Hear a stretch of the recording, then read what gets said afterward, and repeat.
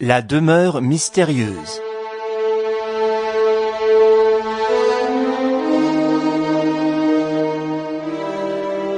D'après Maurice Leblanc.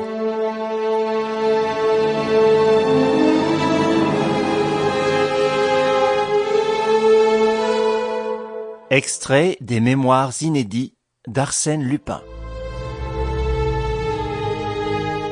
En relisant les livres où sont racontées, aussi fidèlement que possible, quelques-unes de mes aventures, je m'aperçois que, somme toute, chacune d'elles résulta d'un élan spontané qui me jetait à la poursuite d'une femme.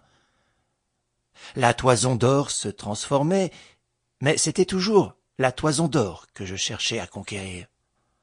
Et comme, d'autre part, les circonstances m'obligeaient chaque fois à changer de nom et de personnalité, j'avais chaque fois l'impression que je commençais une vie nouvelle, avant laquelle je n'avais pas encore aimé, après laquelle je ne devais plus jamais aimer.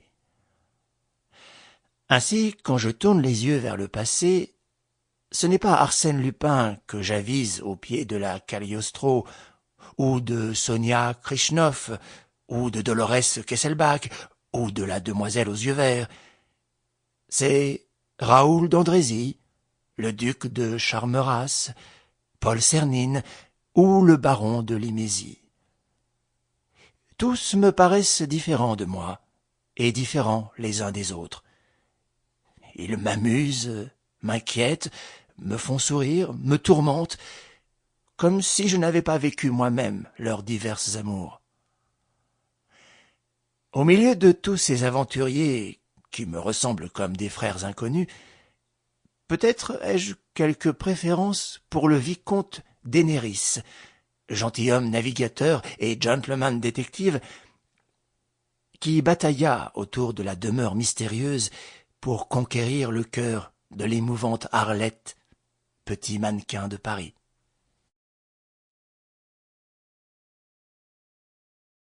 Chapitre 1. Régine, actrice. L'idée, charmante, avait reçu le meilleur accueil dans ce Paris généreux qui associe volontiers ses plaisirs à des manifestations charitables.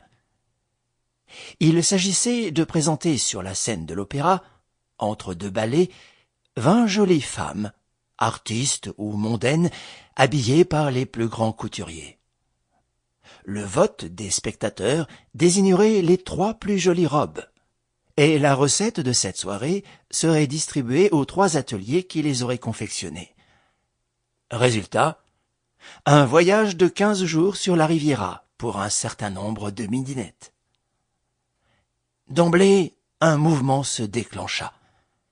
En 48 heures, la salle fut louée jusqu'aux plus petites places.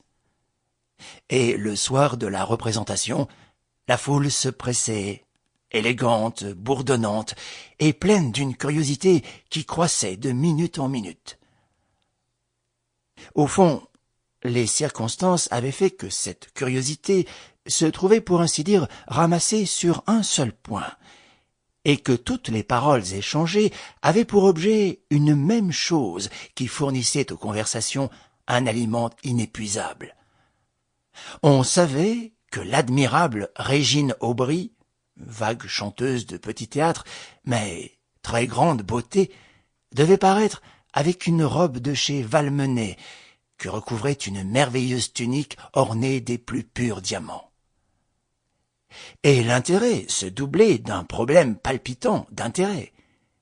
L'admirable Régine Aubry, qui depuis des mois était poursuivie par le richissime lapidaire Van Houben, avait-elle cédé à la passion de celui qu'on appelait l'empereur du diamant? Tout semblait l'indiquer.